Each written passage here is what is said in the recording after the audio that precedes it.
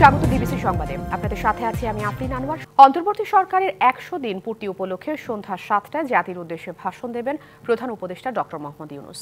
ভাষণটি BTV ও BTV ওয়ার্ল্ডে সরাসরি সম্প্রচার করা হবে। প্রধান উপদেষ্টার প্রেস উইং থেকে এই তথ্য জানানো হয়েছে। ছাত্র জনতার অভ্যুত্থানে গত 5ই আগস্ট শেখ হাসিনা সরকারের পতন হয়। গত 8ই আগস্ট ডক্টর মোহাম্মদ ইউনূসকে প্রধান উপদেষ্টা করে অন্তর্বর্তী সরকার গঠিত হয়। 10ই নভেম্বর নতুন 3 জন উপদেষ্টা শপথ নেওয়ার পর এখন অন্তর্বর্তী সরকারের উপদেষ্টা পরিষদের সদস্য সংখ্যা 24 জন। ডক্টর মোহাম্মদ ইউনূসের মামলা একদিনে প্রত্যাহার হলে কেন তারেক রহমানের মামলা প্রত্যাহার হবে না, এমন প্রশ্ন করেছেন বিএনপি চেয়ারপারসনের উপদেষ্টা আব্দুস সালাম। তিনি বলেন, নির্বাচনের জন্য আরও সময় দিলে ফ্যাসিবাদ শক্তিশালী হবে। সকালে জাতীয় প্রেস ক্লাবে জাগ্রত বাংলাদেশের উদ্যোগে বেগম খালেদা জিয়া ও তারেক রহমান সহ সব রাজনীতিবিদদের বিরুদ্ধে মিথ্যা মামলা প্রত্যাহারের দাবিতে আলোচনা সভায় একথা বলেন তিনি। এ সময় অন্তর্বর্তী সরকারের উদ্দেশ্যে আব্দুস সালাম বলেন, সংস্কার করেন কিন্তু বিএনপিকে ঠকাবেন না। প্রতিহিংসার রাজনীতি বিএনপি পছন্দ করে না বলেও এ সময় উল্লেখ করেন তিনি।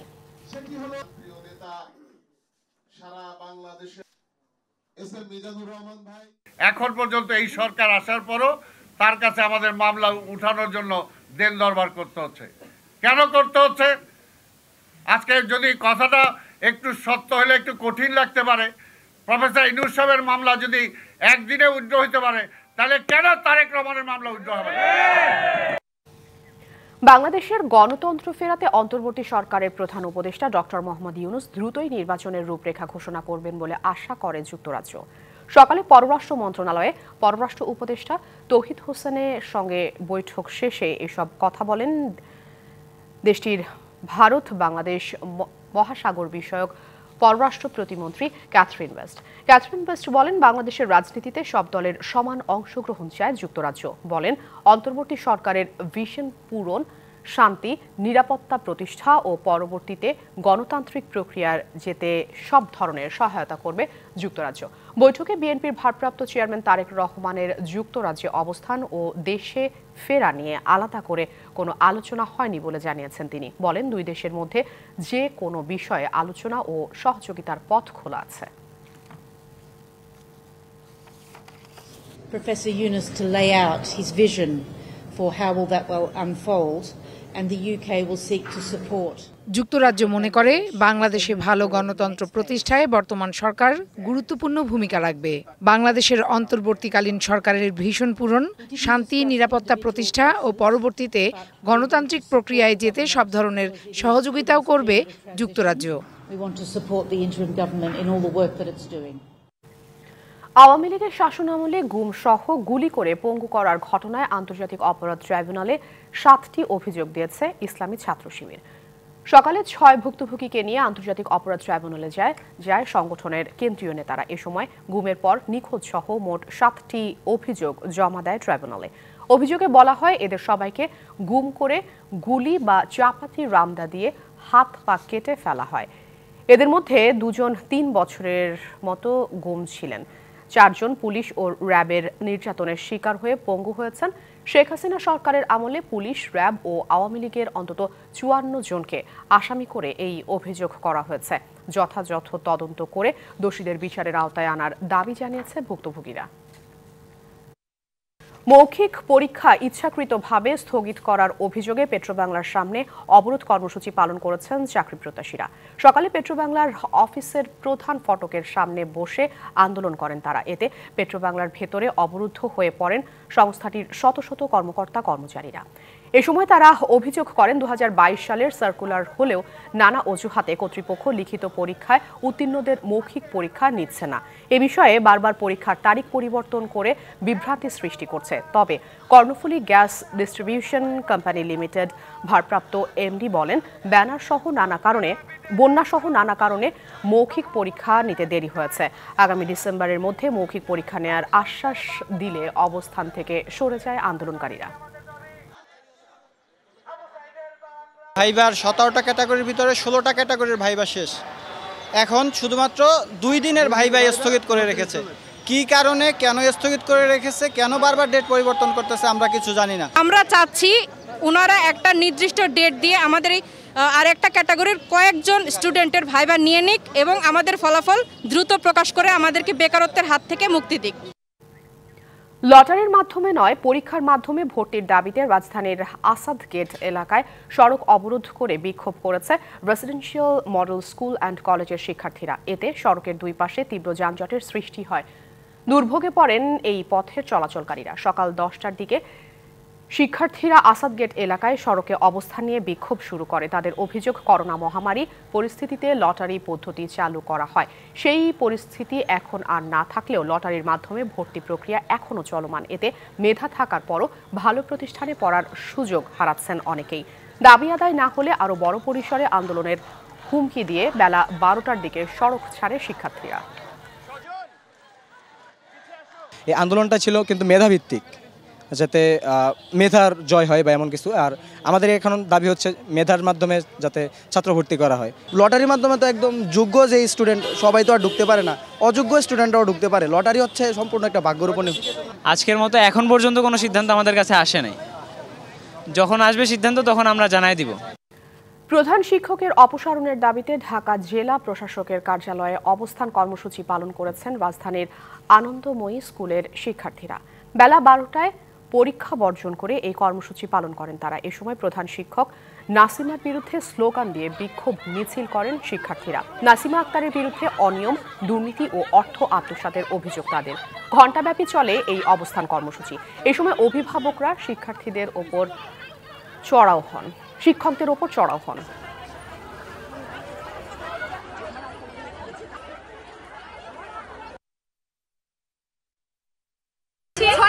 ঘুষ চেয়েছিলে, তুমি আমাকে ৬,০০০ টাকা দাও, তোমাকে আমি উঠাই দেবো। বাট আমার 5 মার্কের জন্য আমার ফেল আসলো, তারপর আমার উঠাই দিচ্ছে, বাট ওরে দেয়নি। তুমি অনেক দুর্নীতিবাদ ছিল, আমাদের উপর অনেক নানাভাবে টাকা খাইতো, এটা নিয়ে টাকা খাইতো, বেশি বেশি টাকা নিত আমাদের সব স্কুলের। মানে বাচ্চারা আন্দোলন করে ডিসি অফিসে আসবে, এখন আমরা তো আমাদের বাচ্চাগুলোকে একা ছাড়তে পারি না। হেড টিচার নাজমা ম্যামকে আমরা চাই না। মাওলানা আব্দুল হামিদ খান ভাসানীর 48তম মৃত্যুবার্ষিকী আজ।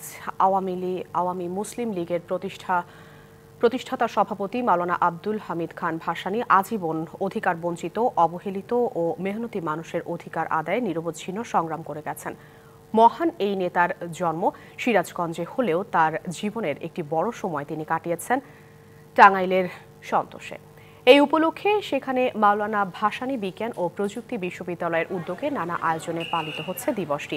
সকালে ভাইস চ্যান্সেলর অধ্যাপক ডক্টর মোহাম্মদ আনোয়ার আজিম আখন্দের নেতৃত্বে বিশ্ববিদ্যালয়ের পক্ষ থেকে তার সমাধিতে পুষ্পস্তবক অর্পণের মধ্য দিয়ে আনুষ্ঠানিকতা শুরু হয়। এরপর বিভিন্ন সামাজিক সাংস্কৃতিক সংগঠন এবং ভাসানী পরিবারের পক্ষ থেকে শ্রদ্ধা জানানো হয়। শ্রদ্ধা নিবেদন শেষে কৃষক শ্রমিক জনতা লীগের সভাপতি বঙ্গবীর কাদের সিদ্দিকী বীর উত্তম বলেন, অতীত ভুলে গেলে চলবে না।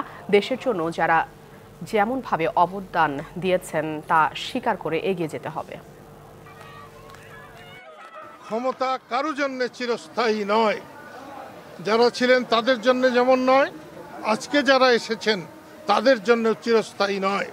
সেই জন্যে দেশের মানুষের কথা চিন্তা করুন, মানুষকে সম্মান করুন, অতীতকে সম্মান করুন। যাদের এই দেশের জন্য অবদান আছে তাদেরকে যথাযোগ্য সম্মান দিয়ে রাষ্ট্র চালাবার চেষ্টা করুন। ডিবিসি সংবাদের এই পর্যায়ে নিচ্ছে একটি বিরতি, সঙ্গেই থাকুন। স্বাগত আরও একবার ডিবিসি সংবাদে। মধ্যরাতের আগুনে পুড়ল চট্টগ্রামের জেলেপল্লী। পুড়ে ছাই হয়ে গেছে বসতঘর, ব্যবসা প্রতিষ্ঠান সহ অন্তত অর্ধশত স্থাপনা। ফায়ার সার্ভিসের 7টি ইউনিটের 3 ঘন্টার চেষ্টায় আগুন নিয়ন্ত্রণে এলেও সব হারানো জেলেদের হাহাকার যেন থামছেই না। ফায়ার সার্ভিস কিছু জানাতে না পারলেও একটি ঘর থেকে সূত্রপাত বলে ধারণা জেলেদের। আর ক্ষয়ক্ষতি হয়েছে কয়েক কোটি টাকা। চট্টগ্রামের পতেঙ্গার আকমল আলী ঘাট জেলেপাড়ায় আলমগীর সওদাগরের দোকানে বিক্রি হতো তেল, ডিজেল ও নৌকার সরঞ্জাম। মুহূর্তেই পুড়ে ছাই সব। এখানে আগুন লাগছে, আমি আসি দেখছি এখানে সব শেষ। এখানে গ্যাসের দোকান ছিল, তেলের দোকান ছিল, মুদির দোকান ছিল, অনেক ঘর বাড়ি ছিল, চলে ছাই হয়ে গেছে। আর অনেক জাল ছিল, এদের মৎস্যর জাল ছিল, অনেক ক্ষয়ক্ষতি হয়েছে, প্রায় 20 টাকার উপরে। শনিবার রাত 12টার দিকে এই আগুন লাগে। মাত্র 10 থেকে 12 মিনিটে আগুন ছড়িয়ে পড়ে পুরো জেলেপাড়ায়। এতে পথে বসেছে অর্ধশত পরিবার। এই দোকানটা অনেক কষ্ট করে তুলে ধরছি, এমনভাবে শেষ হয়ে গেছে, কালকে যে ভাত দুটো খাবো এই অবস্থা কি আর নাই। টিনের তৈরি এসব ঘরে রাখা হতো মাছ ধরার জাল, রশি, নৌকার জ্বালানি সহ বিভিন্ন সরঞ্জাম। সব তো বাঁশের ঘর, জাল কাছে সব শুকনা বাঁচত, সবগুলো এক লগে মানে দাদা করে আগুন চলে গেছি। আগুনে পুড়ে জীবিকার সবটুকু হারিয়ে এখন দিশেহারা জেলেরা। সামনের দিনে খাবার জোগানোই এখন বড় চ্যালেঞ্জ। আছে মহাজনের ঋণের কিস্তির চিন্তাও। কেউ একটা তেনও বাঁচাতে পারেনি, সব পুড়ে গেছে। আমার প্রায় 1 কোটি টাকার মতন কি জালে, রশিয়ে, কাশিয়ে, তেলে সব শেষ। সম্পূর্ণ টাকা তো মানুষের থেকে ধার করে নাকি এগুলা তিলে তিলে করে জোড়াইছি। এখন একদম সর্বহারা, আমাদের কিছু নেই আর। সমুদ্রে জোয়ার থাকায় রক্ষা পাওয়া গেছে বড় ধরনের প্রাণহানি থেকে। এদিকে আগুনের ঘটনাস্থলে মাটির নিচ দিয়ে গেছে জিটিসিএলের গ্যাস সরবরাহ লাইন। আগুনের কারণে ঝুঁকি তৈরি হলেও আপাতত কেটে গেছে বড় বিপদ। Mujibul Haque, DBC news, Chittagong. গাজীপুরের কাশিমপুরে গ্যাসের লিকেজ থেকে বিস্ফোরণে 4 জন দগ্ধ হয়েছে। ভোর 5:30টার দিকে বাগবাড়ি এলাকায় এই দুর্ঘটনা ঘটে। সকাল 8:30টায় আহতদের ঢাকার জাতীয় বার্ন ও প্লাস্টিক সার্জারি ইনস্টিটিউটে আনা হয়। দগ্ধদের মধ্যে তানজিলের 30%, রাব্বির 23%, শামসুলের 5% ও রোজিনার 4% দগ্ধ হয়েছে। এদের মধ্যে 2 জনের শরীরের বেশিরভাগ পুড়ে যাওয়ায় তাদের নিবিড় পরিচর্যা কেন্দ্রে রাখা হয়েছে। বাকি 2 জনকে প্রাথমিক চিকিৎসা দিয়ে ছেড়ে দেওয়া হয়েছে বলে জানিয়েছে চিকিৎসক। স্বাগত আরও একবার ডিবিসি সংবাদে। এবার জানাবো বাণিজ্য সংবাদ। মূল্যস্ফীতি, বেকারত্ব, জ্বালানি সংকট, দুর্নীতিগ্রস্ত অর্থনৈতিক কর্মকাণ্ড সহ 17টি সমস্যা আগামী 2 বছর দেশকে সবচেয়ে বেশি ভোগাবে বলে মনে করে centre for policy dialogue CPD. রাজধানীর ব্র্যাক সেন্টারে অনুষ্ঠানে জরিপে এই তথ্য প্রকাশ করে সংস্থাটি। সংকট সমাধানের জন্য ডিজিটালাইজেশন এবং ওয়ান স্টপ সার্ভিস চালু করে ব্যবসা সহজীকরণের পরামর্শ দিয়েছেন তারা। অনুষ্ঠানে ব্যবসায়ী নেতারা বলেন, বর্তমানে ব্যবসার সবচেয়ে বড় বাধা দুর্নীতি। এনবিআর এর সংস্কার করলে 50% দুর্নীতি কমবে বলেও মনে করেন তারা। বিদেশি বিনিয়োগের জন্য স্থিতিশীলতা, নিরবচ্ছিন্ন জ্বালানি এবং অবকাঠামো উন্নয়নের তাগিদ দেন।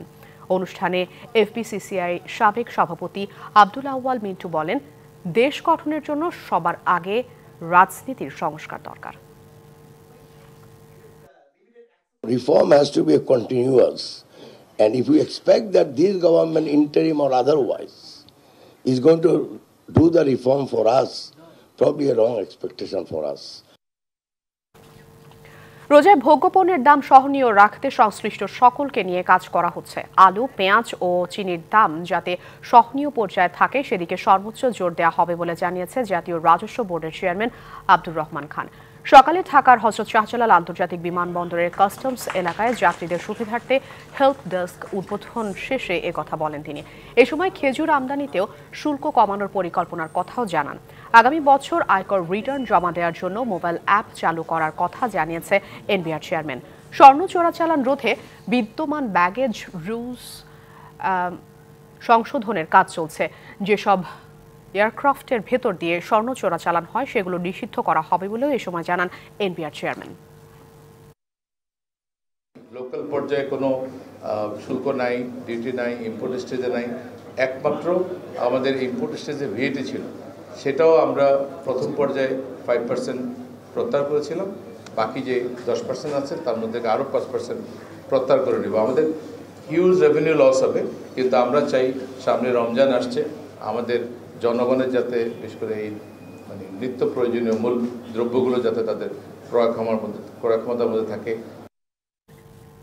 পাকিস্তান থেকে সরাসরি চট্টগ্রাম বন্দরে পণ্য নিয়ে আসা জাহাজ নিয়ে চলছে আলোচনা সমালোচনা। কি ছিল সেই জাহাজে, আর কেনই বা এতদিন পর পাকিস্তান থেকে জাহাজ সরাসরি বন্দরে এলো, এমন অনেক প্রশ্নের উত্তর নিয়ে সামাজিক যোগাযোগ মাধ্যমে চলছে ঝড়। বন্দর কর্তৃপক্ষ জানিয়েছে, আলাদা কোনো চুক্তি বা সুবিধায় নয়, স্বাভাবিক প্রক্রিয়া অনুসরণ করেই এসব পণ্য বন্দরে নামানো হয়েছে। দুবাই ও করাচি বন্দর থেকে পণ্য বোঝাই করে পানামার পতাকাবাহী জাহাজ এমভি ইউয়ান জিয়ান ফাজং চট্টগ্রাম বন্দরে পৌঁছায় 11ই নভেম্বর। পরদিন 328টি কন্টেনার নামিয়ে চলে যায় ইন্দোনেশিয়ায়। 328 কন্টেনারের মধ্যে 64টি এসেছে দুবাইয়ের জেবেল আলী বন্দর থেকে, আর করাচি বন্দর থেকে আনা বাকি 264টি কন্টেনার ছিল সোডিয়াম কার্বনেট, চুনাপাথর, ম্যাগনেসিয়াম কার্বনেটের মতো বিভিন্ন শিল্পের কাঁচামাল। এই জাহাজ দিয়ে পণ্য এনেছে বাংলাদেশের কর্ণফুলী গ্রুপের প্রতিষ্ঠান রিজেন্সি লাইন্স। আওয়ামী লীগের সাবেক সংসদ সদস্য সাবের হোসেন চৌধুরীর পারিবারিক প্রতিষ্ঠান কর্ণফুলীর সহযোগী প্রতিষ্ঠান এই কোম্পানি। একই জাহাজে পাকিস্তান থেকে 2 কন্টেনার 52 মেট্রিক টন খেজুর আমদানি করেছে খাতুনগঞ্জের ফারুক ট্রেড ইন্টারন্যাশনাল। আমরা কোয়েশ্চেন করছি না যে চায়না থেকে ডিরেক্ট এরকম 11 দিনে এটা আসলো, আমি এটা 100% এক্সামিন করবো বা এরকম কোনো বিষয় নাই। তো পাকিস্তানের ক্ষেত্রে আমরা কেন এইভাবে এটা চিন্তা করব? এখন হয়তো রাজনৈতিক প্রেক্ষাপট বা আশেপাশের জিনিসগুলোর কারণে হয়তো এটাকে আমরা বেশি ফোকাস করছি, বাট কাস্টম এটা করতে পারে, তারা চাইলে 100% এক্সামিন করে জিনিসগুলো ডেলিভার করতে পারে। সামাজিক যোগাযোগ মাধ্যমে এই জাহাজ নিয়ে নানা ভুল তথ্য বিভ্রান্তি তৈরি করছে বলে মনে করছে সংশ্লিষ্টরা। দুবাইয়ের শিপে করাচি হয়ে নিয়ে আসছে। করাচির থেকে তো আগেও কন্টেনার আসতো, যেটা দুবাই হয়ে সিঙ্গাপুর কলম্বো হয়ে। এবার ওই যে আমাদের আরএসএল এর একটা জাহাজ যা দুবাই থেকে আসতেছে, ওটা করাচি টাচ করে আসছে। আমাদের 80% ইম্পোর্ট আসে চায়না থেকে, 10% ইন্দোনেশিয়া, মালয়েশিয়া, ইন্ডিয়া সবচেয়ে বড়, দুবাই, তারপর পাকিস্তান। তো এগুলো পাকিস্তান থেকে আসছে না আগে, এই জাহাজের কত বাদ দিলাম। আইজিএম, ইজিএম সব সাবমিট করা, কন্টেনার লিস্ট সব পোর্টে আছে, কাস্টমার কাছে। এর আগে পাকিস্তান থেকে জাহাজে করে শ্রীলঙ্কা, মালয়েশিয়া কিংবা সিঙ্গাপুরের বন্দরে আনা হতো চট্টগ্রামমুখী কন্টেনার। সম্প্রতি দুবাই ভিত্তিক কন্টেনার জাহাজ পরিচালনাকারী সংস্থা ফিডারেল লাইন্স ডিএমসিসি কয়েকটি দেশের বন্দরকে যুক্ত করে চালু করেছে এই সেবা। মাসুদুল হক, ডিবিসি নিউজ, চট্টগ্রাম। বকেয়া বেতনের দাবিতে নবীনগর চন্দ্রা মহাসড়ক অবরোধ করে বিক্ষোভ করেছে বেক্সিমকো শিল্প পার্কের পোশাক শ্রমিকরা। রবিবার সকালে সাভারের নবীনগর চন্দ্রা মহাসড়কের চক্রবর্তী এলাকায় এই বিক্ষোভ করেন শ্রমিকরা। বেতন, বোনাস সহ নানা দাবিতে বুধবার থেকে সড়ক অবরোধ সহ নানা কর্মসূচি পালন করছে তারা। তাদের অভিযোগ, 12ই নভেম্বর অক্টোবর মাসের বেতন পরিশোধের কথা থাকলেও তা করা হয়নি। ভালো বাজার মূল্য সহ নানা কারণে আগাম জাতের গ্রীষ্মকালীন পেঁয়াজ আবাদে ঝুঁকছেন কুষ্টিয়ার কৃষক। বিঘা প্রতি 50 থেকে 80 মন ফলন হয়, তবে বেশি দামের আশায় অপরিপক্ক পেঁয়াজ তুলে বিক্রি করছেন অনেক চাষি। গ্রীষ্মকালীন পেঁয়াজের আবাদ বাড়ানো গেলে আমদানি নির্ভরতা কমানো সম্ভব বলে মনে করেন সংশ্লিষ্টরা। কুষ্টিয়ার মিরপুর উপজেলার বলিদাপাড়া দাঁড়ের মাঠে আগাম জাতের গ্রীষ্মকালীন পেঁয়াজ তোলায় ব্যস্ত কৃষক। গেল কয়েক বছর ধরে আগাম জাতের বাড়ি 5 সহ বিভিন্ন জাতের উচ্চ ফলনশীল গ্রীষ্মকালীন পেঁয়াজ চাষ করে আসছেন কৃষক।